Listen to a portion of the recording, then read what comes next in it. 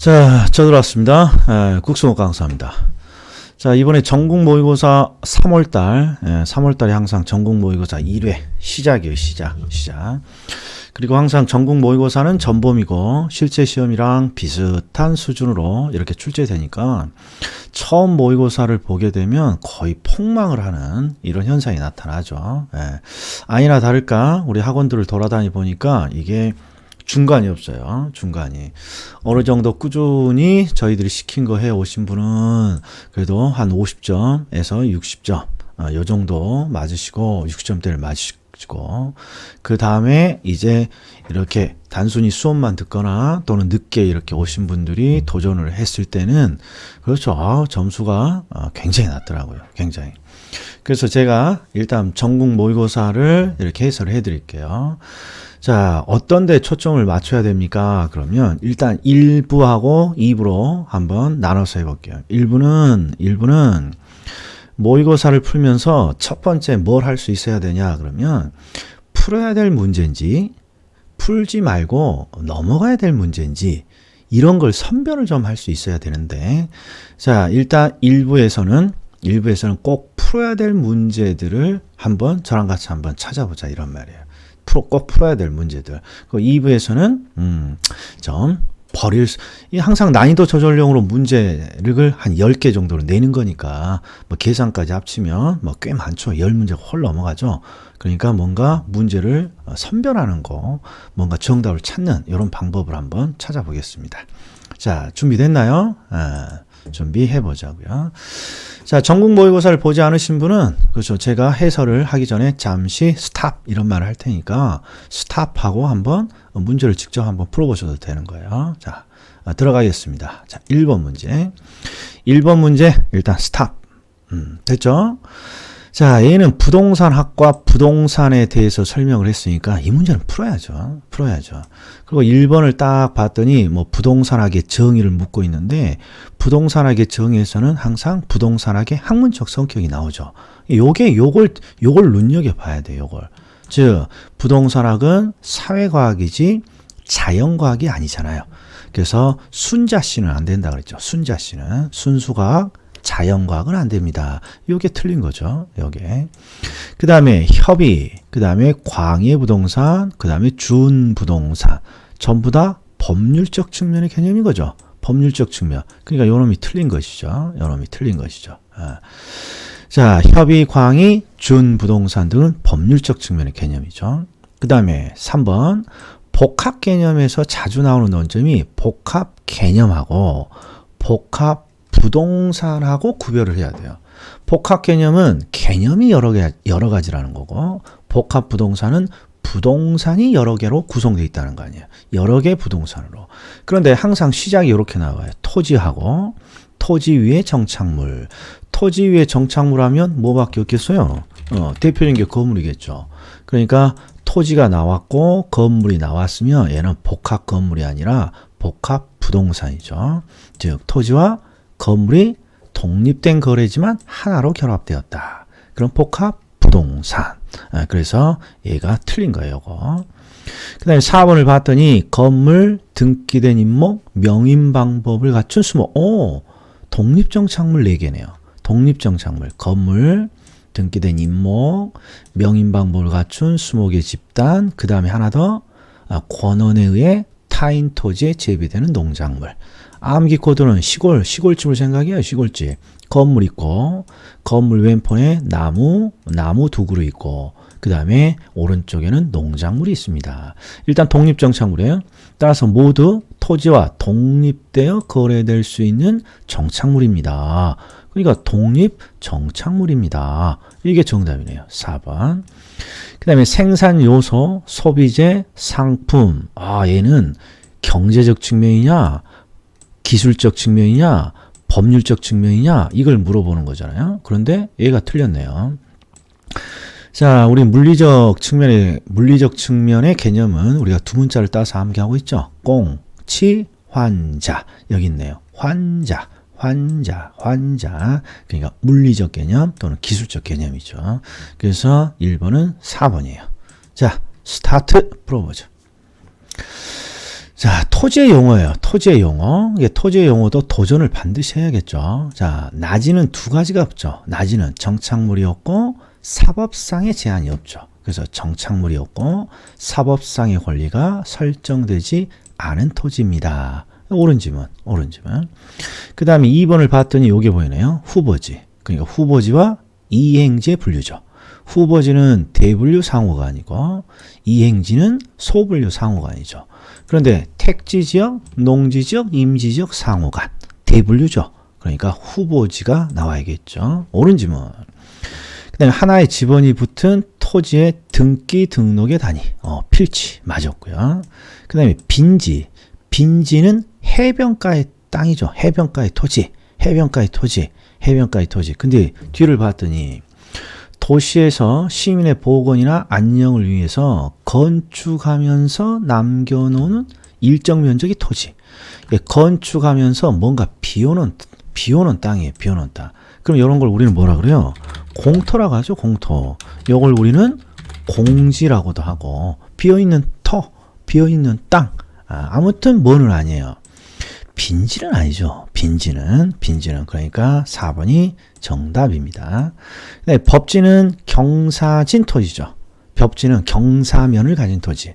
이 경사면을 가진 토지는 경사가 졌더라도 소유권은 인정이 되죠. 그러나 경사면이라 안전상의 이유로 활용실익을 제약하죠. 또는 경사면이니까 활용실익은 없거나 적은 토지가 되는 것이죠. 그래서 정답은 4번. 요놈도 도전을 했어야 되는 문제예요. 자, 그 다음에 부동산의 특성. 이건 뭐 매년 나오니까 반드시 도전해 줘야죠. 그런데 문제를 봤더니 여기에 외부 효과가 보이네요. 그럼 우리가 암기 코드가 왜 부 효과니까 항상 부동성이 나와야죠. 부동성. 그 다음에 부증성이에요. 부증성은 양이 제한되어 있다는 거예요. 양이. 그래서 2번의 논점은 양이 제한되어 있기 때문에 항상 이 제한된 토지를 차지하려는 수요자 경쟁이 치열한 거죠. 그리고 양이 제한되어 있으니까 부중성은 토지는 양을 증가시킬 수 없는 희소한 자원이죠. 그래서 지가 상승의 문제를 발생시킵니다. 이것도 맞았고. 그 다음에 3번. 이건 난이도가 있어요. 홍수 등으로 인한 토지의 유실. 이걸 보는 게 아니에요. 이걸 보는 게 아니라 그랬어요. 이건 어떤 표현이 나올 수도 있는 거예요. 중요한 거. 여기에 자연적 특성이 있어요. 자연적 특성. 자, 자연적 특성은 토지가 자연으로부터 부여받은 특성이니까 절대 변하지 않고 절대 피할 수 없는 거예요. 그래서 항상 자연적 특성은 예외가 있다 없다. 예외 없다. 이걸 암기해야죠.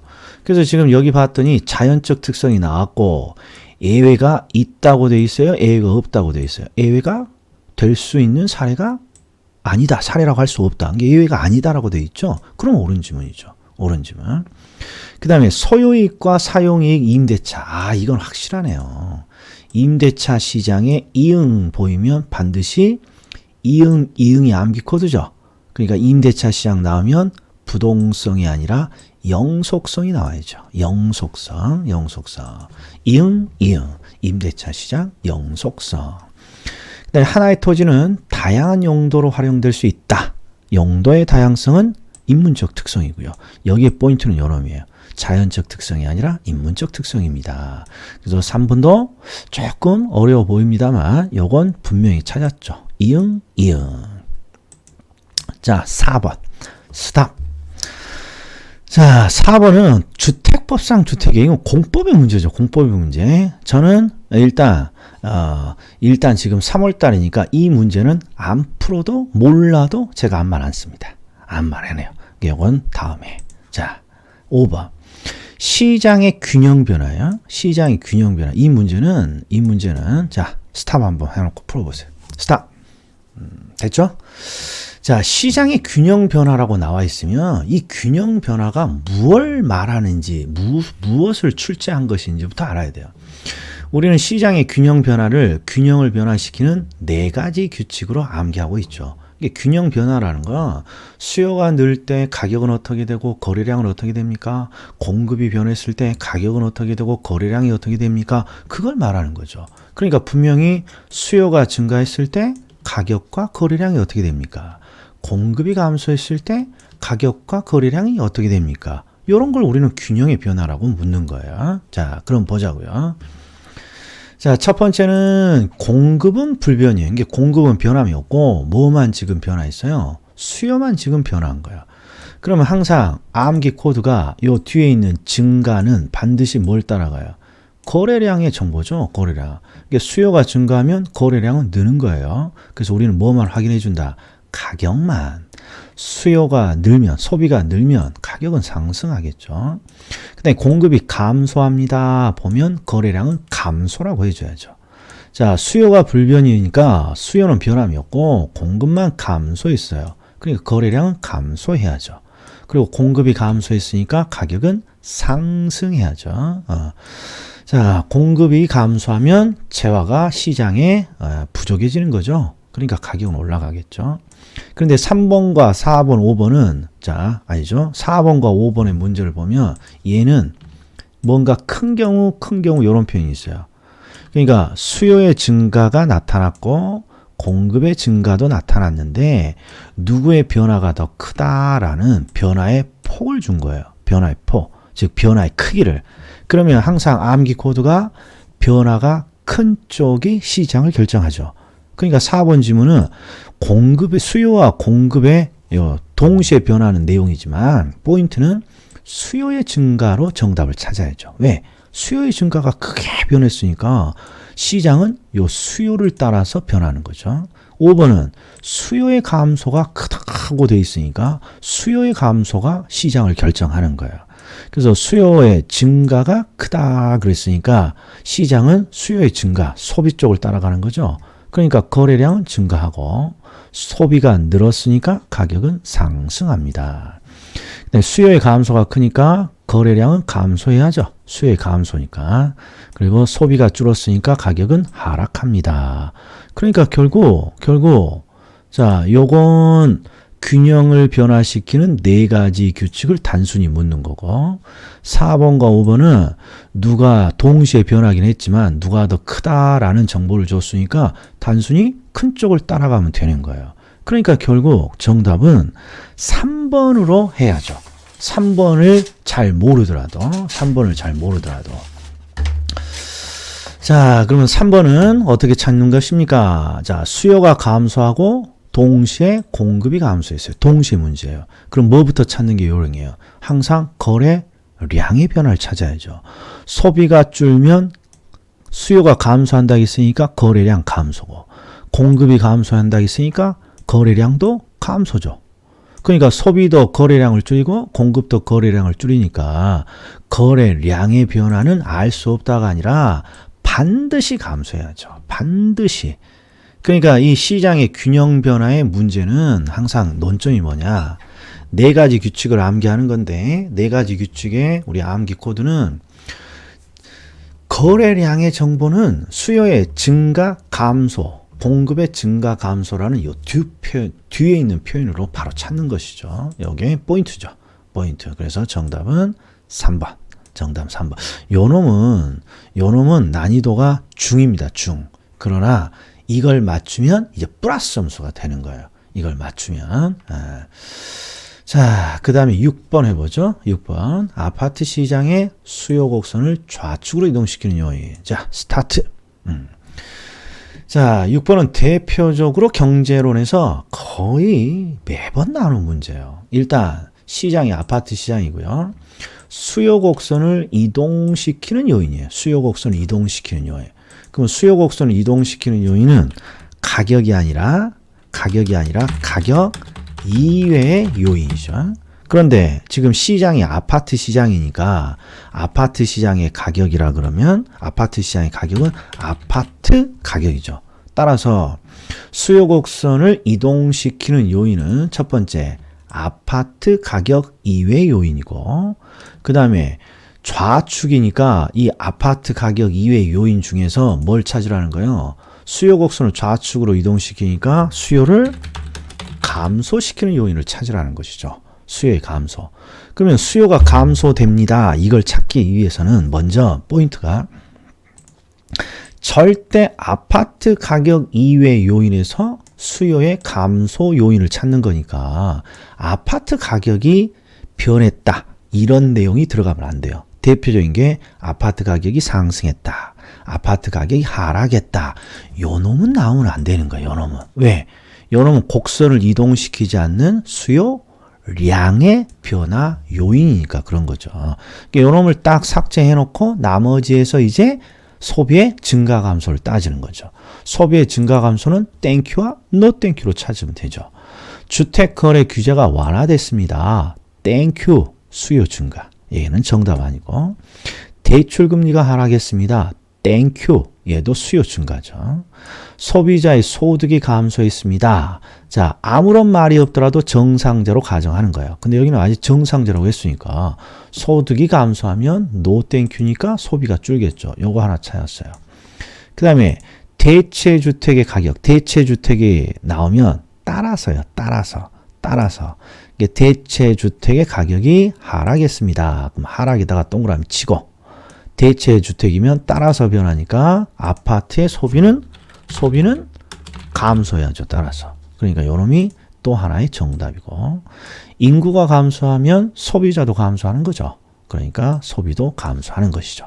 그래서 6번의 문제는 수요 곡선을 이동시키는 요인 중에서 수요 곡선을 좌측으로 이동시키는 요인이니까 수요 곡선을 이동시키는 요인은 가격 이외 요인이죠. 가격 이외 요인, 즉 아파트 가격 이외 요인 중에서 소비를 감소시키는 요인을 찾으라는 거니까 일단 절대 뭐는 들어갈 수 없다는 거야. 아파트 가격의 변화 요놈은 들어갈 수 없다는 거야. 요놈을 실수하게 되면 개수가 틀려지는 거야. 개수가. 정답은 3개. 예. 자, 그 다음에 수요와 공급의 탄력성에 대한 문제인데 얘도 난이도가 그렇게 낮은 건 아니에요. 중급이에요. 중급. 그런데 우리가 항상 연습했던 것 중에 대표적일 거예요. 자, 제가 어떻게 연습을 했냐. 수요의 가격 탄력성은 무엇을 측정하는 지표예요. 항상 여기다 동그라미 쳤죠. 소비량의 변화율을 측정하는 지표예요. 소비량의 변화율. 근데 수요의 가격 탄력성이 비탄력적이니까 결국 소비량의 변화가 많다는 거예요? 적다는 거예요? 적다라는 거예요. 적다. 그러니까 어딘가에 소비량의 변화율이 적다. 이런 표현이 있어야 돼요. 옳은 지문이에요. 그 다음에 공급의 가격 탄력성은 공급량의 변화율을 측정하죠. 공급량의 변화를 측정해요. 그런데 공급량의 변화가 탄력적이라고 돼 있으니까 공급량의 변화가 많다고 해줘야 돼요? 적다고 해줘야 돼요? 많다고 해줘야죠. 그러니까 공급량의 변화율이 더 많다, 더 크다 이렇게 돼야죠.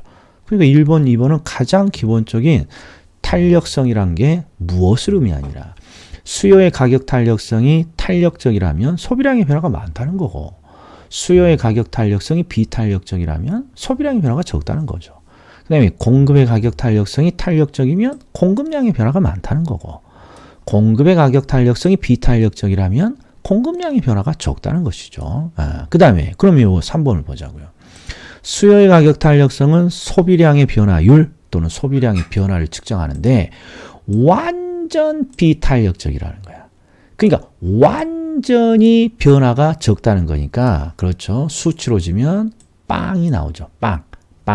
즉 소비량의 변화가 없다는 거죠. 그래서 뒤를 봤더니 소비량이 고정된다. 소비량의 변화가 없다. 이렇게 되는 거죠. 자, 4번은 기출 2번이나 된 지문이에요. 자, 한 국가 전체 토지 공급량이 불변이에요. 공급량이 불변이면 공급량의 변화는 있단 소리예요, 없단 소리예요? 공급량의 변화는 없다는 거죠. 그러니까 수치로는 빵이 나와야죠. 무한대가 아니라. 그래서 공급량이 불변이니까 공급이 완전 비탄력적입니다. 수치로는 0이 나옵니다. 이렇게 되는 거죠. 그 다음에 공급의 가격 탄력성이 완전 비탄력적입니다. 공급의 가격 탄력성은 공급량의 변화를 측정하는 것이고 그 다음에 완전 비탄력적이라고 돼 있으니까 완전히 적다는 거죠. 그러면 수치로는 빵이죠. 수치로는 빵. 그리고 그런데 얘는 뭘 물어봤습니까? 완전 비탄력적일 때 공급곡선의 형태가 어떻게 됩니까? 완전 비탄력적은 수직선, 완전 탄력성은 수평선이죠. 얘는 수직선이라고 했으니까 완전 비탄력적이 맞겠죠. 그래서 정답은 바로 4번입니다. 4번.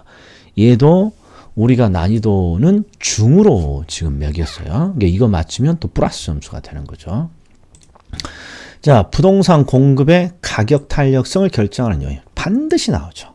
수요의 탄력성, 공급의 탄력성을 결정하는 요인. 얘는 반드시 맞춰줘야 됩니다. 반드시.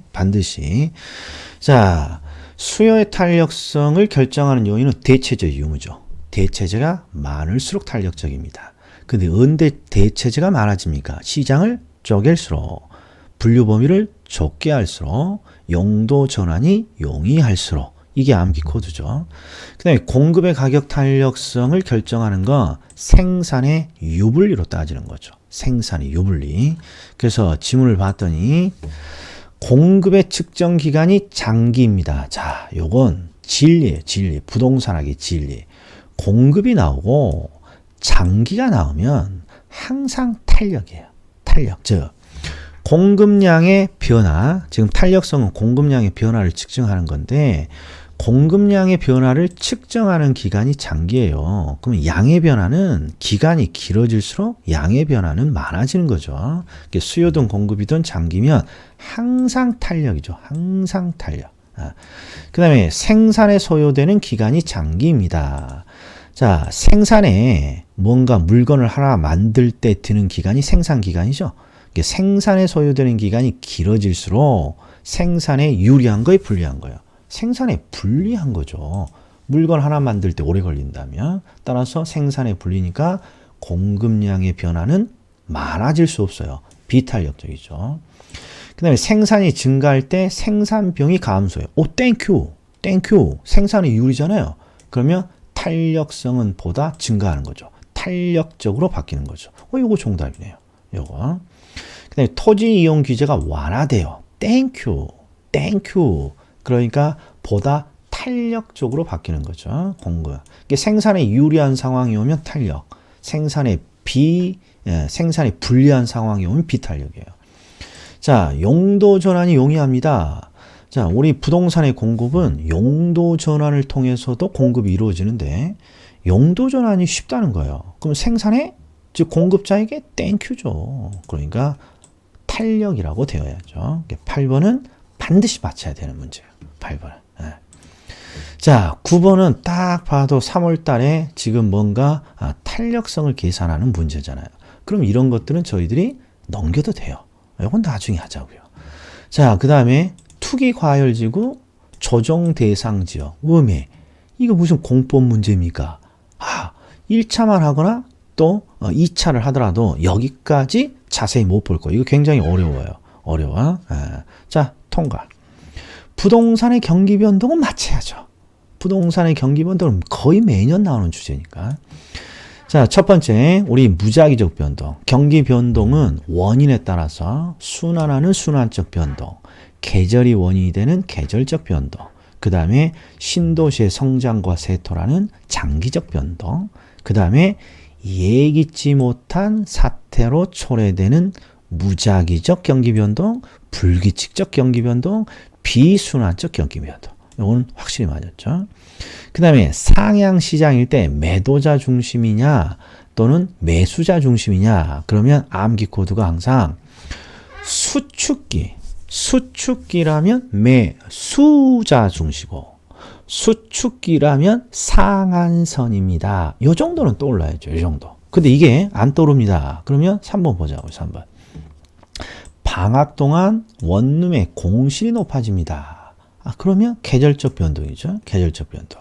그 다음에 4번은 한 이렇게 나와서 한.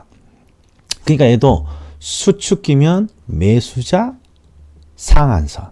그 다음에 확장기면 매도자. 시옷이 없으니까 매도자. 그 다음에 하한선이죠. 확장기는. 자, 그런데 이거 잘 모르겠으면 일단 넘어가 보자고요. 적정 규모의 주택이나 거래가 꾸준한 역세권 근처의 점포는 크게 경기를 타지 않는 시장이죠. 그래서 이런 걸 부동산 시장에서는 안정시장이라고 하는 거죠. 그러니까 2번과 4번 둘 중에 하나가 정이에요. 그러면 요령을 보자고요. 자, 일단 항상 확장기인지 수축기인지를 구분하는 거예요. 그러면 확장기잖아요. 상향은, 회복 상향은, 회복 상향은. 따라서 확장기니까 매수자가 아니라 매도자 중시예요. 너는 맞았어요. 그 다음에 하향 시장이에요. 하향. 그러면 수축기죠. 그러니까 시옷이 나와야 돼. 시옷. 그러니까 뭔지 모르지만 하한 가격이 아니라 상한 가격이 나와야 되는 거예요. 이게 틀린 거죠. 이게 틀린 거죠.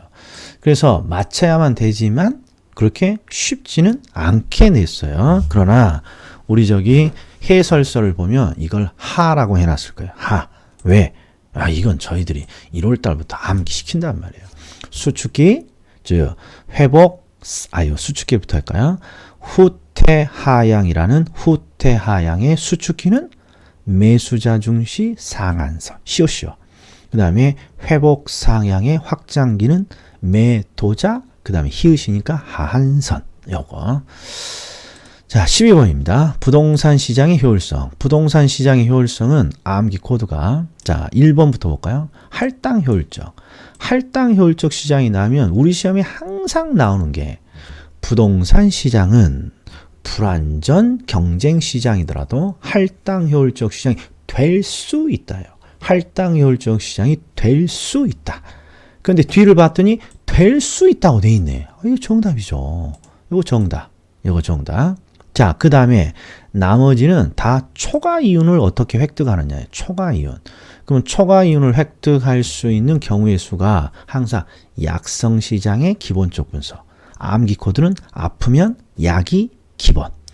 그 다음에 중강성은 니은자. 그러니까 중강성 시장에서는 니은자 내부 정보가 있어야 됩니다. 이렇게 되는 거죠.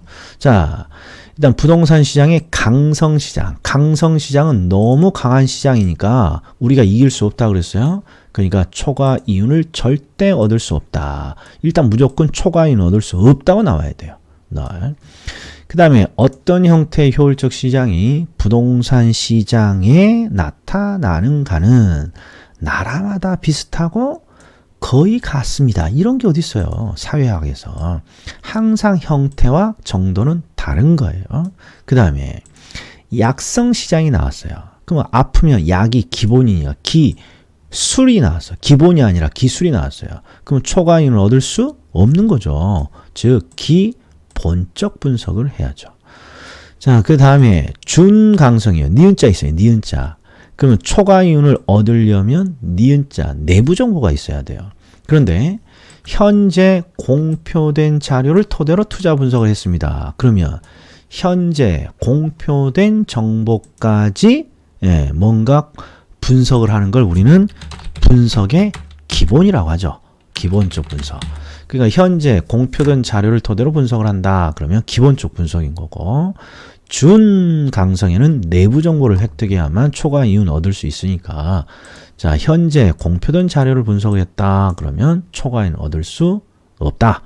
이렇게 나와야죠. 12번은 난이도가 하라고 지금 들어가 있어요. 하라고. 일단 너무 중요하죠. 부동산 시장은 불완전한 시장이지만 할당 효율적 시장이 될 수 있다. 그 다음에 13번 거미집 모형이에요. 거미집 모형인데 이건 3월 달부터 대부분 시작하니까 함수도 나오고 모르면 넘겨도 돼요. 네, 이건 쉽게 푸는 방법이 있습니다만, 자, 통과하자고요. 14번 지대이론. 자, 최소한 지대이론의 정의 정도를 알고 있어야죠. 아이고, 제가 스탑을 안 했네. 자, 알아서 이렇게 문제 이렇게 표시할 때 알아서 제가 깜빡 있더라도 스탑하고 한번 풀어보세요. 자, 일단 항상 이렇게 봤더니 튜넷, 마르크스, 마샬 뭐 이렇게 돼 있어요. 자, 알론소의 입찰지대요. 입찰지대는 항상 입찰지대, 토지의 지대는 입찰 경쟁에 의해서 지대가 만들어지는 거죠. 입찰 경쟁에 의해서.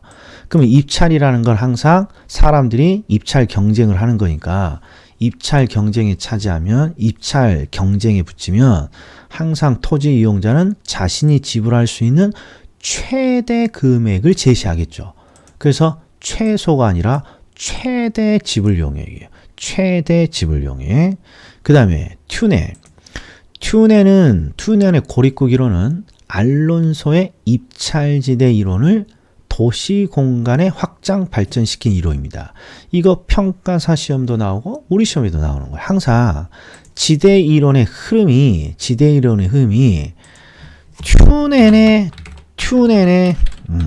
튜넨의 농촌 토지 이론을 누가 받아들인 거야? 알론소가 받아들인 거죠. 그러니까 튜넨의 이론이 알론소의 이론을 확장시킨 게 아니라 알론소의 이론이 튜넨의 농촌 토지 이론을 도시 공간으로 확장시켰죠. 튜넨의 이론과 알론소의 이론이 뒤바뀌어야 돼요. 순서가. 즉 알론소의 입찰지대 이론이 튜넨의 이론을 도시 공간으로 확장시킨 거죠. 그래서 2번도 틀렸어요. 그 다음에 튜넨은 수송비는 도심지로부터 멀어질수록 증가합니다. 튜넨은 수송비를 강조했고 수송비는 멀어질수록 증가하죠. 근데 곡물의 평균 생산 비용은 비옥도에 상관없이 동일하다고 가정합니다. 이게 뭔 말인지 모르겠어요. 뭔 말인지. 그럼 넘어가죠. 아직은. 그다음에 마르크스는 절대지대, 소유권을 강조했죠. 비옥도에 따른 토지의 질적 차이. 그러면 틀렸네. 비옥도에 따른 토지의 질적 차이. 비옥도의 차이를 주장한 건 리카르도의 차액지대죠. 리카르도의 차액지대. 그러니까 요게 틀린 거죠. 마르크스가 아니라 리카르도죠. 리카르도. 자, 그 다음에 마샬은 준지대예요. 마샬은 준지대. 근데 대부분 마샬의 준지대까지는 우리들이 하지 않았을 거예요. 아무튼 요놈이 틀린 거예요. 파레테 주대가 아니라 마샬은 준지대예요. 마샬은 준지대. 자, 그러니까 3번과 5번 둘 중에 하나를 찍어야만 되는 거죠. 그러니까 쉽지는 않은 문제예요. 그러나 최소한 입찰지대는 입찰에 의해서 지대가 결정되니까 최대 지불 용역이라고 나와야 되고, 알론소의 이론이 이게 튜넨의 이론 다음에 알론소가 나왔으니까 알론소가 튜넨의 이론을 확장 발전시킨 것이고, 그 다음에 비옥도에 따른 토지의 차이는 리카르도고. 자, 그러면 이제 뭐가 떠올라야 되냐? 튜넨의 위치지대는 위치에 따른 수송비의 차이를 강조하고 싶었어요. 위치에 따른 수송비의 차이. 그래서 위치에 따른 수송비의 차이는 다르다고 하고 나머지 것들은 다 동일하다고 가정합니다. 그러니까 이 14번은 난이도가 상이라고 되어 있어요. 원래 2부에서 풀어야 되는데 지대 이론이니까 손은 댔어야 된다는 거예요. 틀려도. 그래서 제가 손을 댄 거예요. 일단 상이에요. 이게 틀려도 상관없어요. 그런데 이는 지대 이론이니까 손은 댔어야 되는 거예요. 자, 그 다음에 15번에 도시공간 구조이론. 도시공간 구조이론도 손을 대야 되는 문제죠. 지금 요 4번까지밖에 잘렸네요. 자, 요거 한번 보시고 자, 그럼 풀어보자고요. 자, 호이트의 선형 이론에 따르면 주택 지불 능력이 낮을수록, 주택 지불 능력이 낮으면 저소득층, 이 당시의 저소득층은 노동자 계층이죠. 그러니까 노동자 계층은 고용기회가 많은 도심 지역에 가까이 주거 입지를 선정하는 경향이 있습니다. 맞죠? 노동자 계층이니까 고용기회가 많은 도심에 가까이 입지를 경영하는 거 있죠. 자, 그럼 그 증거를 대보세요. 그러면 호이트뿐만 아니라 동시몬 이론도 마찬가지예요. 그래서 우리가 동시몬 이론으로 보면 우리가 중심 업무지구가 있고, 그 다음에 점이지대가 있고, 그 다음에 중점 노중통이잖아요. 노동자 주거지대잖아요. 그 다음에 중산층, 그 다음에 통근자, 그러니까 주거지역 3개 중에 노동자 주거지대, 중산층 주거지대, 통근자 주거지대 중에 노동자 계층은 항상 중심 업무지구에 가장 가까이 입지하고 있잖아요. 이유는 고용기회가 많으니까. 이건 호이트나 동심원이나 똑같다 이런 거예요. 그 다음에 헤이그의 마찰 비용 이론 대부분 저희들이 5월달까지도 안 합니다. 단순 암기니까. 그럼 넘어가자고요. 못 보던 거니까. 버제스의 동심원 이론. 버제스의 동심원 이론은 거주지 분화 현상의 연구를 통해서 도시 팽창이 도시 내부 구조에 미치는 영향을 설명했습니다. 뭔지 모르지만 틀려 보이지 않네요. 우리가 동심원 이론, 호이트의 선형 이론은 전부 다 그저 도시 내부 구조를 설명하죠. 그런데 여기에 있는 포인트는 바로 요놈이에요. 요놈. 항상 주거지의 분화가 도시의 구조를 결정하는 거예요. 이거 보세요. 이 버제스의 동심원 이론 중점, 노중통인데 이 노중통이 전부 다 이 주거지역이잖아요. 그래서 주거지역이 자, 항상 도시가 성장을 하면요. 주거지역이 외곽으로 이동을 해요. 외곽으로. 근데 외곽으로 이동을 할 때 주거지가 동심원의 형태로 구성되면 동심원 이론이고 도로를 따라서 부채꼴 모양으로 형성이 되면 선형 이론이라고 하는 거예요. 그러니까 기본적으로 그죠. 거주지 분화 현상의 연구를 통해서 내부 구조를 밝힌 거예요. 그러면 딱히 틀려 보이진 않아요. 자, 그럼 더 가보자고요. 해리스와 울만은 다핵심 이론이란 걸 제기했고 다핵심 이론에서 항상 출제 포인트는 왜 다양한 핵이 만들어지나요? 다핵의 성립 요건 4가지. 다핵의 성립 요건 4가지. 그러면 다핵의 성립 요건 4가지 중에 최소한 2가지는 암기하고 있어야 돼요. 유사한 활동을 항상 서로 모이려고 하고 이종 활동은 서로 떨어지려는 경향이 있죠. 그런데 여기 봤더니 유사한 활동이 분산한다고 돼 있잖아요. 분산. 그래서 얘가 쉬운 문제인 거예요. 정답이 쉬우니까. 그리고 난이도가 하라고 들어가 있다 이런 거예요. 요건 꼭 맞췄어야 돼요. 자, 다핵심 이론에서 항상 논점은 다핵이 성립하는 원인 4가지. 그럼 항상 유사 활동은 서로 모이고 이종 활동은 서로 분산되는 특징이 있습니다. 요거예요. 자, 그리고 다른 2가지는 무엇입니까? 지대 지불 능력의 차이와 특정 위치를 요구합니다. 특정 위치는 물을 많이 사용하는 공장은 물이 많은 강, 호수라는 특정 위치를 원하고 그리고 지대 지불 능력이 충분하다면 항상 도시 중심에 있고 싶지만 지대 지불 능력이 낮으면 외곽으로 이동해서 핵을 구성할 수밖에 없죠. 그래서 특정 위치의 요구, 지대 지불 능력의 차이 이렇게 4가지죠. 그 다음에 자 5번 호이트는 도시공간 구조의 성장과 지역의 분화는 중심 업무지대로 뭔가 이렇게 되고 쐐기형의 이 쐐기형이 부채꼴 모양의 다른 표현이죠. 다른 표현 쐐기형. 시험에 나온 기출지문 그대로네요. 자 16번 계산 문제예요. 계산 문제 넘기자 이런 말이에요. 이 허프의 상권 분석 모형이가 웬만하면 맞춰야 됩니다만 넘기자고요. 계산 문제. 17번 아이고 지방세법 종합부동산 세법 무슨 부동산학에서 세법이 넘어가자고요. 외부효과 공공재는 풀어야죠. 외부효과 공공재는 풀어야죠. 자 공공재는 소비의 비경합성과 비배제성의 특성을 갖고 있습니다. 맞았고 그 다음에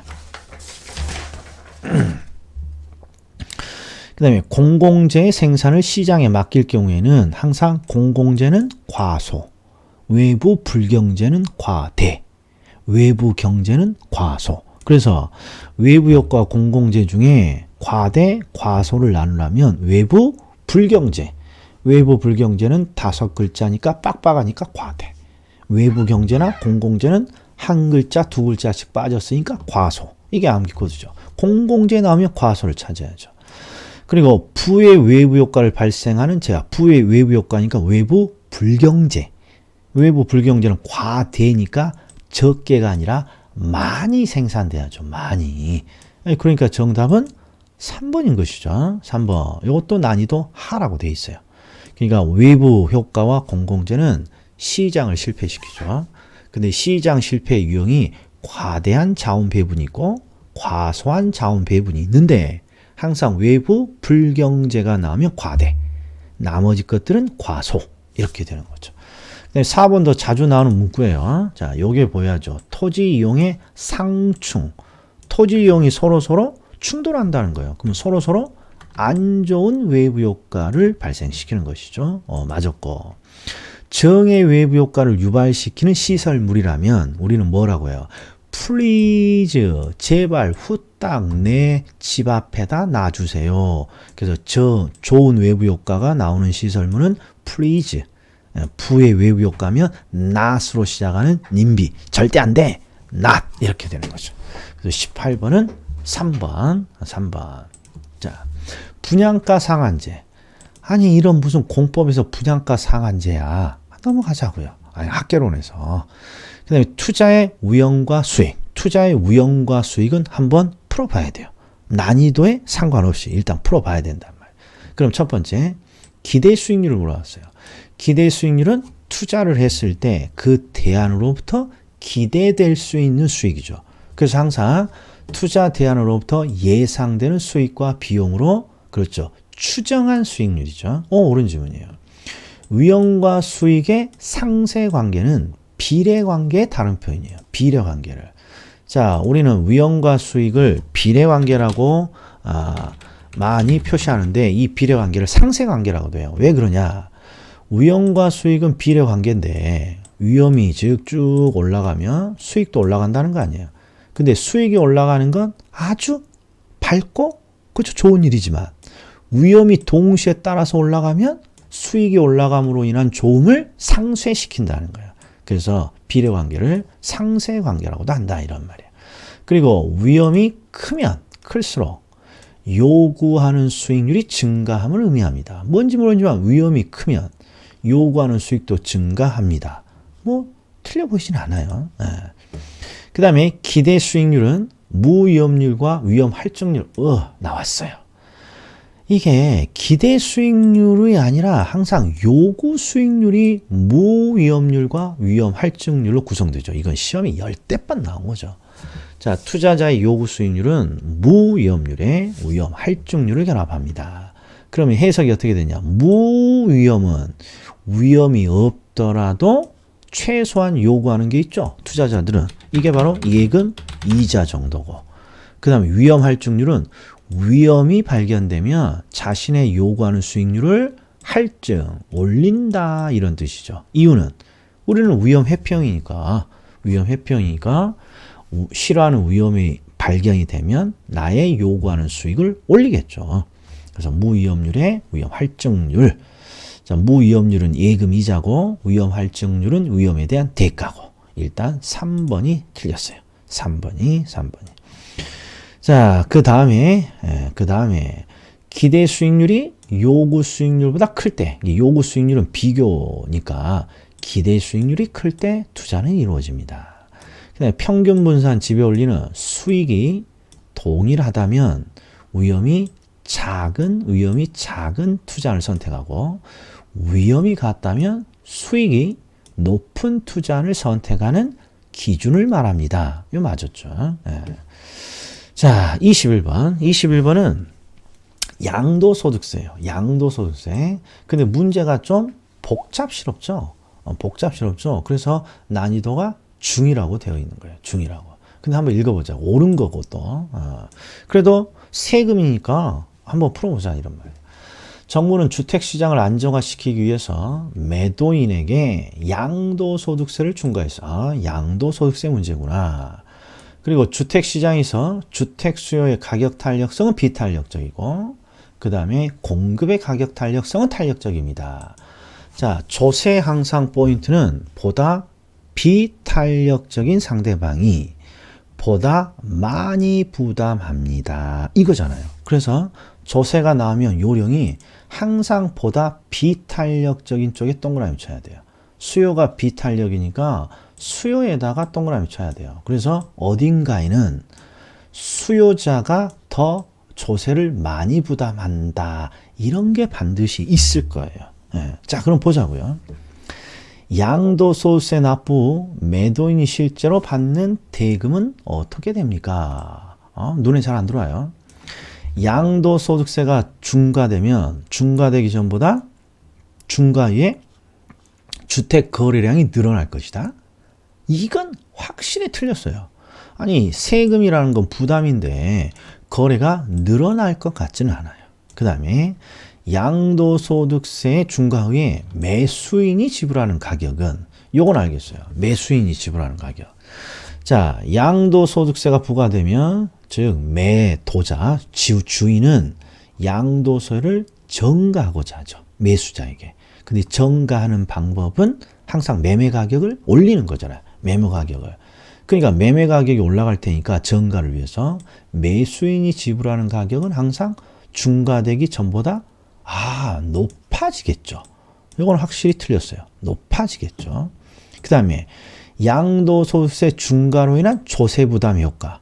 조세부담 효과는 보다 비탄력적인 쪽이 보다 많이 부담하는 거잖아요. 근데 우리가 비탄력적인 쪽이 수요에 지금 비탄력이니까 수요니까 매수자가 더 많이 부담한다는 거죠.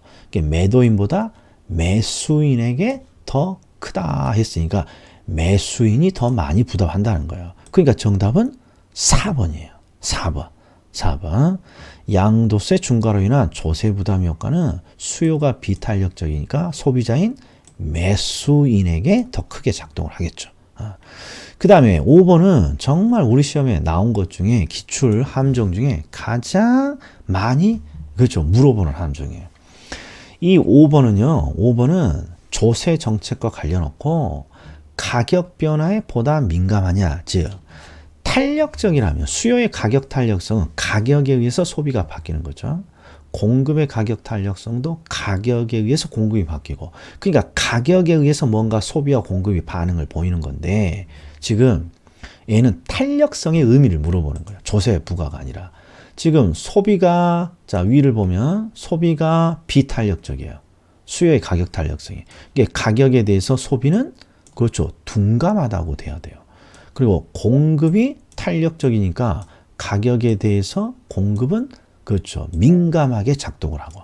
그러니까 공급이 보다 민감한 거니까 매수인보다 매도인이 보다 민감하게 반응을 합니다. 매도인, 공급자의 가격 탄력성이 더 탄력적입니다. 이걸 뜻하죠. 이건 굉장히 어려운 지문이에요. 그러나 4번은 우리가 찾을 수 있는 정답이죠. 자, 포트폴리오. 이건 난이도 중이라고 되어 있어요. 자, 상관계수에 대한 문제인데 보자고요. 상관계수란 서로 다른 두 자산, 즉 두 자산 수익률의 변화 방향을 뭔가 측정한 지표죠. 상관계수, 이게 틀렸네요. 상관계수는 마이너스 1부터 플러스 1 사이의 값이죠. 그 다음에 두 번째, 포트폴리오를 구성하는 자산들의 수익률의 분포가 완전히 음의 상관관계. 그러면 얘는 마이너스 1을 의미하죠. 마이너스 1. 마이너스 1이면 일단 부호가 마이너스 쪽이니까 서로 다른 자산이고, 자, 마이너스 쪽에 가장 작은 쪽이니까 완전히 서로 다른 자산을 의미하죠. 그러니까 포트폴리오를 묶으면 위험을 0까지 줄일 수 있어요. 그런데 얘는 이런 걸 모르더라도 요게 보여야 돼요. 체계적인 위험은 줄일 수 있다 없다. 그렇죠. 체계적인 위험은 줄일 수 없죠. 그러니까 이 마이너스 1인지 이런 걸 모르더라도 체계적인 위험을 줄일 수 없으니까 너는 틀렸어요. 그 다음에 효율적 전선이 우상향하는 이유는 수익과 위험이 비례관계에 있기 때문이고, 그 다음에 효율적 전선은 평균 분산 지배 원리로 찾아내는 거잖아요. 그래서 동일한 위험에서는 최고의 수익을 나타내는 포트폴리오고, 동일한 수익에서는 최소의 위험을 나타내는 포트폴리오를 연결한 선입니다. 이게 정답이네요. 효율적 전선의 정의를 묻고 있네요. 그 다음에 최적 포트폴리오는 효율적 전선과 투자자의 무차별 곡선이 접하는 지점이에요. 교차하는 부분이 아니라. 이건 서로 다른 거예요. 이게 함정이에요. 접하는 부분과 교차하는 부분은 다른 거예요. 접하는 부분이에요. 접하는 부분. 해석은 효율적인 전선 안에서 무차별 곡선은 투자자의 투자 성향을 나타내니까 투자 성향과 만나는 접하는 부분에서 결정이 됩니다. 일단 요거 맞히면 플러스가 되겠죠. 그 다음에 아유 계산 나중에 하자고요. 그 다음에 요거 24번 요거 난이도가 좀 있죠. 중이죠. 중. 자, 투자 분석의 현금 흐름일 때 세전 현금 수지와 세후 지분 복객을 산정하는 데 필요한 항목. 자, 세전은 보유 기간이고 그 다음에 세후 지분 복객은 기간 말이에요. 일단 요령이 보유 기간의 현금과 기간 말의 현금을 동시에 물어보면 항상 보유 기간 말에 어떤 현금 흐름이 훨씬 심플해요. 훨씬 심플해요. 어떻게 심플하니? 그러면 자, 항상 기간 말은 매도를 통해서 버는데 매도를 통해서 얼마를 버나요? 그럼 매도 가격이잖아요. 매도 가격. 그리고 매도 가격이 나오면 이제 벌 거 다 본 거예요. 그럼 이제 나갈 것만 나와야죠. 그래서 첫 번째 매도 경비를 빼면 순매도 소득. 두 번째는 미상환 저당 잔금을 빼면 세전 지분 복귀액이고, 복귀액이고. 그 다음에 기간 말에는 양도소득세죠. 양도소득세를 빼면 세후 지분 복귀액이고. 그런데 지금 세후 지분 복귀액이니까 이 세 가지가 필요하잖아요. 매도 경비, 미상환 저당 잔금, 양도소득세. 그럼 찾아보잔 말이에요. 자, 영업소득세가 아니라 양도소득세, 미상환 저당 잔금, 그 다음에 매도 경비가 없네요. 그러니까 아하, 리얼 비읍 여기 정답이네요. 여기 정답. 리얼 비읍은 얘밖에 없으니까. 얘가밖에 없으니까. 자, 그 다음에 세전 현금 수지를 산정하기 위해서 필요합니다. 일단 첫 번째 가능 총소득이 필요하죠. 근데 가능 총소득은 없고, 그 다음에 유효 총소득을 가려면 공실, 그 다음에 불량부채, 기타 소득이라는 항목이 필요한데, 없어요. 그 다음에 자, 여기까지가 유효 총소득이죠. 그럼 영업경비를 이제 필요로 하죠. 순영업소득을 찾으려면. 근데 영업경비는, 자, 시험에 작년인가 재작년에 나온 게 취득세는 영업경비 아니에요. 재산세는 영업경비지만 영업소득세 영업경비 아니에요. 영업경비 아니에요. 그 다음에 화재보험료 영업경비예요. 그러니까 영업경비 항목인 미음, 시옷은 일단 순영업소득을 산정하기 필요한 거죠. 그 다음에 세전현금 수니까 여기서 부채 서비스액이 나와야 되는데 없어요. 그러니까 정답은 기역, 미음, 시옷. 이거 정답이죠. 24번은 어려운 겁니다만 도전을 해야 되는 문제입니다. 자, 부동산 금융. 자, 주택개발금융은 서민에게 주택을 담보로 하고 자금을 융자해주는 실수요자 금융입니다. 틀렸네. 개발금융이에요. 개발금융. 공급자, 수요자가 아니라 공급자 금융이죠. 그래서 여기 틀렸어요. 여기. 예. 그 다음에 밑에는 주택소비금융이에요. 주택소비금융. 주택을 구입하는 사람이 신용을 담보로 제공하고, 이게 틀렸어요. 우리 시험에 이거 나와서 엄청나게 틀렸어요. 우리가 주택담보대출을 할 때 신용을 담보로 돈을 빌리는 게 아니라 항상 주택, 부동산 또는 주택을 담보로 제공하고 주택 구입에 필요한 자금을 받는 것이죠. 그 다음에 주택자금 융자는 주로 장기 융자 형태죠. 이건 뭘로 알 수 있어요? 우리 주택담보대출은 10년 이상의 장기 대출이잖아요. 그리고 장기 대출이기 때문에 항상 뭐가 필요하냐? 은행이 주택담보대출을 딱 해줘요. 그럼 만약에 주택 구입자가 20년으로 뭔가 자금을 대출받았다면 은행이 20년짜리 주택담보대출을 해주면 20년 동안 돈이 사라져버리는 거예요. 그럼 은행은 뭔가 새로운 자금을 끌어들여야만 새로운 대출을 할 수 있겠죠. 그래서 은행은 어떤 제도를 요구했다. 유동화. 주택저당채권을 유동화해달라고 정부에 요청했고 그게 받아들여진 거죠. 이건 유동화 제도의 가장 기본적인 논리죠.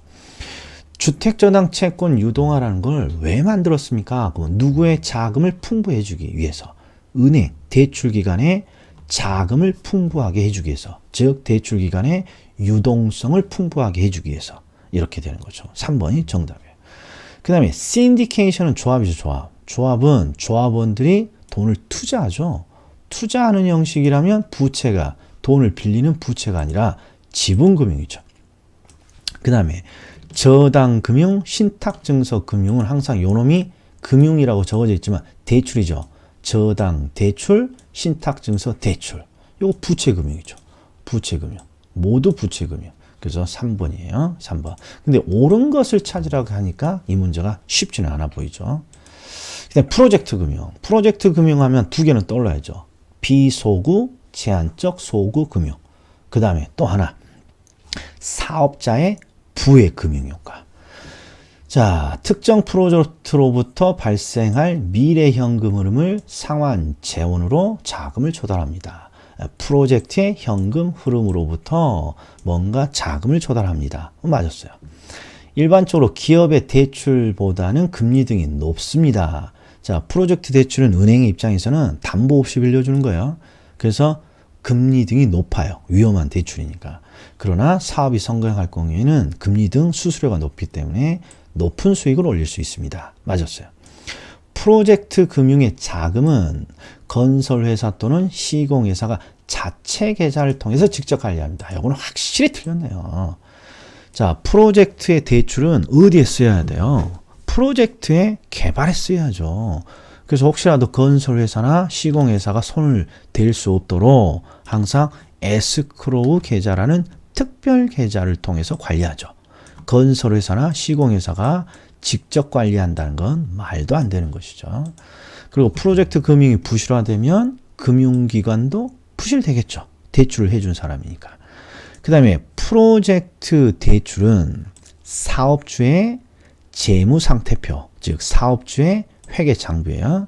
사업주의 장부에 부채로 표시가 된다, 표시가 안 된다. 표시가 안 되죠.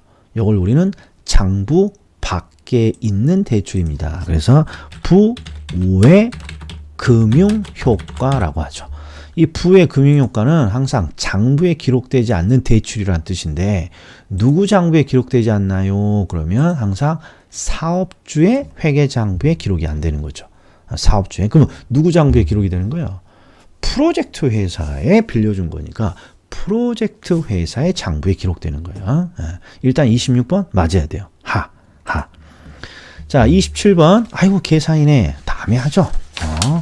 자, 그 다음에 부동산 개발 사업을 하려는 시행사에게 긍정적인 영향을 줍니다. 자, 이게 공사를 하는 시행사에게, 아니죠. 개발업자에게 긍정적인 영향. 이런 형태가 최근에 잘 나옵니다. 2년에 한 번씩. 그런데 이런 걸 알려면 부동산 학을 배워야 되는 게 아니라 이런 거죠. 상식이 조금 필요하고 관심이 좀 필요해요. 자, 개발 사업을 하려는 자에게 긍정 한번 상식적으로 찾아보자고요. 자재 가격이 상승했습니다. 요건 아니겠죠. 부정. 그 다음에 건축의 인허가시 용적률. 용적률은 건물의 부피를 의미하니까 용적률이 늘었다 그러면 팔 물건이 많아지니까 땡큐죠. 긍정. 자, 건축을 하기 위한 대출이 필요한데 금리가 하락했어요. 땡큐. 이주 대책의 의무화. 이제 요놈이 그렇죠. 요놈이 의문인 거죠. 그 다음에 초기 분양률이 저조합니다. 이 부정. 그 다음에 개발부담금. 개발부담금은 개발업자가 부담해야 될 금액이잖아요. 그래서 개발부담금이 상승했다면 요놈 부정이에요. 요놈 부정. 이게 최소한 4개가 부정이에요. 4개가. 그럼 6개 중에 4개가 부정이니까, 그렇죠. 최소한 2개 아니면 하나겠죠. 그러니까 무슨 뜻인지 알아보세요. 이주대책의 의무화가 이주대책이라는 게 이게 잘 뭔지 모르겠다는 거예요. 근데 확실히 6개 중에 4개는 부정이에요, 부정. 이게 긍정이 이렇게 2개든지 아니면 하나예요. 근데 하나가 없어. 그러니까 정답 1번이에요, 그냥. 정답. 이게 이런 게 요령이란 말이에요. 이주대책 몰라도. 자, 이주대책은 이런 거예요. 자, 여기가 토지가 있어요. 이렇게 토지가 있는데, 요 요 부분의 토지를 그저 개발을 해요. 근데 요 부분의 개발 사업지가 대단히 넓어요. 그럼 이 안에 있는 기존의 어떤 주민들이 이주를 해야 되잖아요. 이주. 그렇죠. 토지를 개발에 필요한 토지를 제공하고 토지를 넘겨주고 뭔가 다른 데로 가려면 다른 데로 가기 위해서 이주를 해야 되는데 이주가 편하도록 이 토지 소유자들이 다른 데로 이사할 때 그 이주가 편하도록 그 이주에 대한 뭔가 대책을 시행사, 개발의 주체가 마련해 줘야 된다는 게 개발법에 있어요. 그러니까 이주 대책의 의무화, 뭔지 의무화니까 부정이겠죠. 부정. 그러면 아이고 제가 잘못 말했네. 잘못 말했어. 이게 지금 그렇죠. 긍정적인 영향을 주는 요인을 모두 몇 개입니까? 제가 요걸 착각했군요. 요거 착각했군요. 다시. 자, 건축 대부 금리 하락은 분명히 이건 긍정이죠. 긍정. 대출 금리 하락이니까. 그러니까 지금 요거 부정이에요. 요거 부정. 그리고 얘와 얘. 그 다음에 여기서 다시 봐야겠어요. 저도 헷갈리네. 다시 긍정적인 영향을 주는 요 긍정. 제가 부정을 먼저 찾았는데 긍정적 영향을 보죠. 긍정. 자, 건설 자재 가격이 상승했습니다. 이거 부정. 얘는 확실히 아니에요. 그 다음에 용적률이 증가합니다. 이거는 긍정. 건축 대비 금리가 하락했습니다. 긍정. 그 다음에 이주 대책이 의무화. 부정. 초기 분양률이 저조합니다. 부정. 개발 부담금의 상승이 이루어졌습니다. 부정. 개발자가 부담해야 부담금. 그러니까 정답은 2번이네요. 제가 지금 새벽에 지금 저기 수업 끝나고 해서 머리가 멍멍해서 그런지 세상에 이거 엉뚱하게 제가 풀었어요. 이거 죄송해요. 이거 뭐 편집할 수 있는 영상이 아니니까 그냥 욕 한번 찔끔하시고 다시 보세요. 지금 긍정적인 요인은 용적률 증가와 건축 대부 금리 하락. 요거 두 개 말고는 나머지는 다 부정이에요. 특히 이주 대책의 의무화도 뭔가 개발업자에게 지우는 의무니까 부정이라고 해줘야죠. 그래서 정답은 2번이에요. 긍정과 부정을 제가 막 섞어서 더해버렸네. 전에 했던 그 해설은 오류. 자, 부동산 투자 회사법. 얘는 반드시 맞춰야죠. 반드시. 자, 그럼 보자고요. 위탁관리 명목형 설립자본금 3억입니다. 맞았고. 그 다음에 부동산 투자회사는 인가를 받거나 등록을 하고 최저자본금 이상을 갖추기 전에는 현물 출자를 받는 방식으로 신주를 발행할 수 없죠. 그 다음에 자기관리, 영업인가를 받거나 등록을 했으니까 자기관리 부동산 투자회사의 자본금이라면 얘가 최저자본금을 말해요. 자기관리의 최저자본금은 70억 원. 맞았어요. 그 다음에 위탁관리 부동산 투자회사는 그 자산을 투자 운영할 때 전문성을 높이고 주주를 보호하기 위해서 자산 운영의 전문 인력을 상근으로 두어야 됩니다. 이거 틀렸네요. 이게 전문 인력을 상근으로 두어야 하는 회사는 자가관리 실질형이죠. 자가관리 실질형. 그러니까 위탁관리는 명목형 페이퍼 컴퍼니니까 전문 인력을 상근으로 들 수 없습니다. 이게 가장 기본적인 거죠. 그래서 4번이 틀렸어요. 4번. 이것도 잘 나오니까 한번 읽고 지나가죠. 감정평가사, 공인중개사로서 해당 분야에 5년 이상 종사한 사람은 자산 운용의 전문 인력이 될 수 있는데 포인트는 자기관리라는 실질형 회사의 전문 인력이 될 수 있는 거죠. 실질형 회사의 전문 인력이 될 수 있는 것이죠. 실질형 회사에. 자, 그 다음에 주택저당대출의 상환 방식입니다. 주택저당대출. 이건 최근에 뭔가 하기에는 그렇죠. 지금 하기에는 빨리 맞추기는 쉽지 않을 거예요. 그래서 이거 제가 빼드릴게요. 마케팅 이건 해야죠. 마케팅.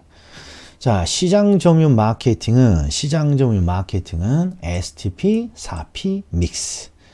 고객 점유 마케팅은 I다. 그래서 암기 코드가 고객은 I다. 그리고 소비자 중심의 마케팅.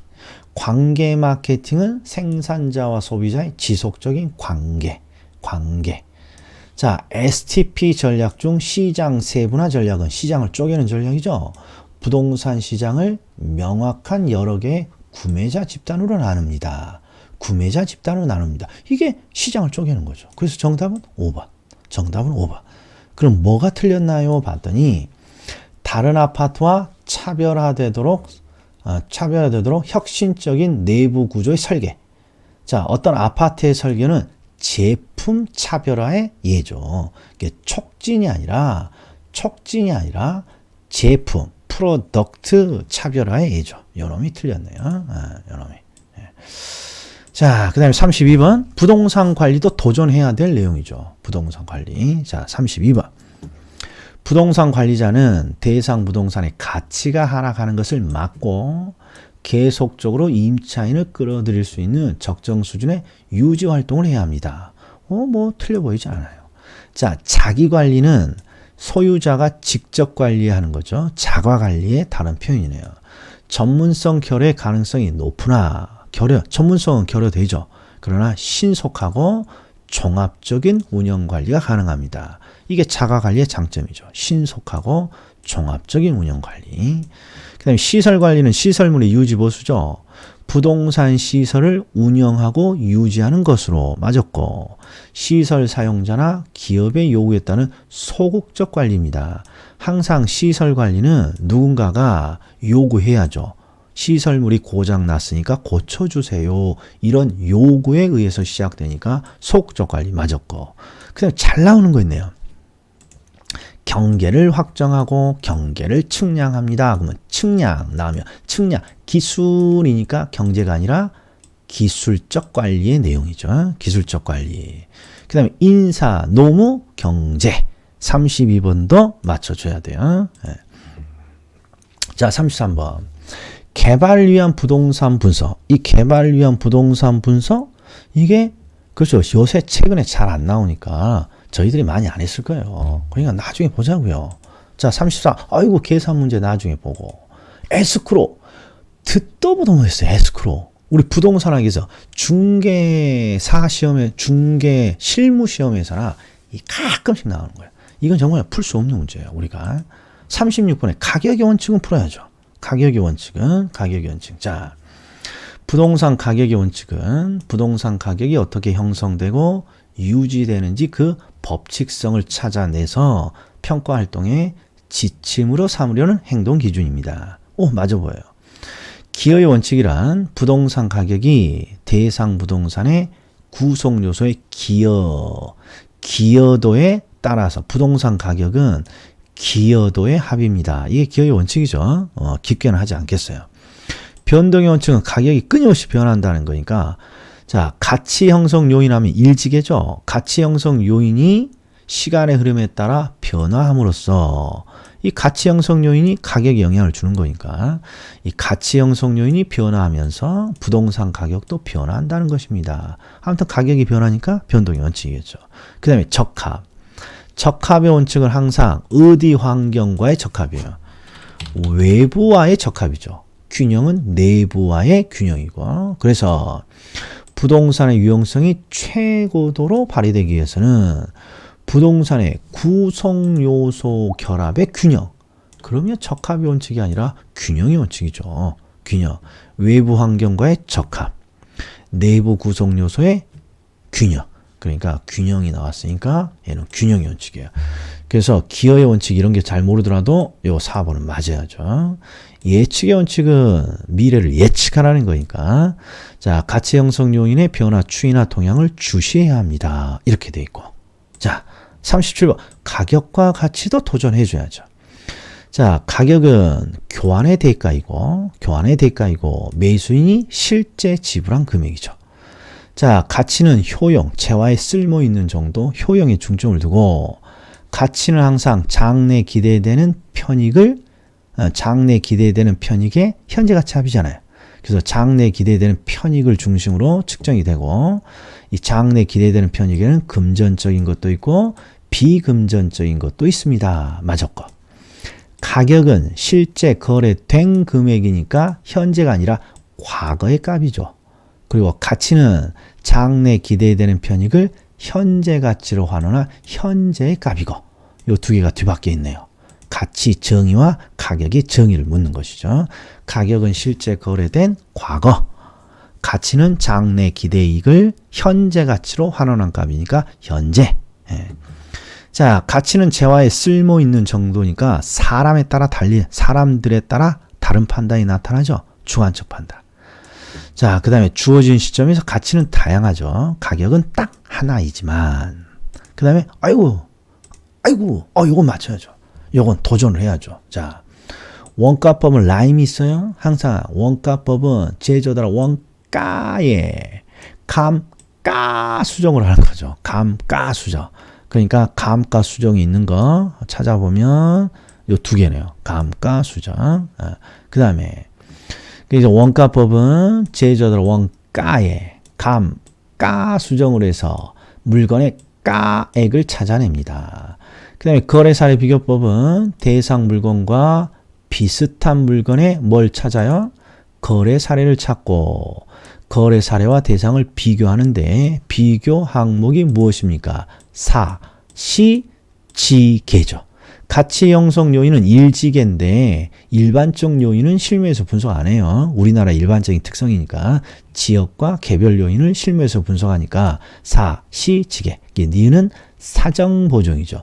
사례 보정이 아니라 사정 보정해야 돼요. 시점 수정이고. 그러니까 정답은 4번. 정답은 4번. 이렇게 돼야죠. 그 다음에 수익환원법은 시험에 잘 나오죠. 장래 순수익, 미래 현금 흐름을 환원하거나 할인하여 이렇게 돼야죠. 자, 마지막 문제. 길었어요. 자, 요거 쉽지 않습니다. 저희들이 난이도 중이라고 해놨으니까. 일단 다가구 주택은 공동주택이 아니잖아요. 단독주택이지. 다세대 주택이 공동주택이고 틀렸고. 그 다음에 개별 공시지가의 공시기준일은 6월 1일인 경우도 있다. 원칙은 모든 가격 공시는 1월 1일이잖아요. 근데 6월 1일인 경우도 있다. 이거 모르겠어요. 그럼 통과해보자고요. 그 다음에 개별 공시지가는 국가나 지방자치단체 등이 그 업무와 관련한 지가를 산정하거나 감정평가업자가 개별적으로 토지를 평가합니다. 그러면 두 문자가 지일 국감이 떠올라야죠. 지일 국감. 요건 개별 공시지가가 아니라 표준지 공시지가의 효력이죠. 그 다음에 국세, 지방세 부과 대상이 아닌 단독주택은 개별주택 가격을 결정 공시하지 아니할 수 있죠. 자, 개별주택 가격이라든지 개별 공시지가를 산정하는 이유는 재산세 등을 부과하려고 하는데 국세나 지방세 등의 부과 대상이 아니라면 개별주택이나 개별 공시지가를 결정 공시하지 아니할 수 있는 것이죠. 그래서 4번이 정답이죠. 일단 5번은 뭐가 틀렸냐? 공동주택은 항상 국토교통부 장관이 전수조사하니까 표준이와 개별이로 나눠져 있지 않아요. 그래서 표준주택이라고 나오면 항상 공동주택이 아니라 단독주택 이렇게 나와야 돼요. 단독주택. 40번은 가격공시제도니까 2번 같은 거 몰라도 돼요. 이 어려운 지문이 있더라도 한번 도전을 했어야 돼요. 도전. 자, 그럼 여기까지. 자, 상당히 길었어요. 왜? 이거 나누기는 뭐예요? 그냥 하나 딱. 1부는 맞춰야 되거나 그래도 최소한 도전을 해야만 되는 문제예요. 맞추거나 도전을 해야만 되는 문제. 정답을 맞추냐 틀리냐 이건 별개로 하고. 자, 여기까지예요. 그리고 나머지 문제는 2부에서 제가 계산이랑 간단하게 풀어보겠습니다. 일단 1부였어요. 자, 꼭 확인 좀 해보십시오.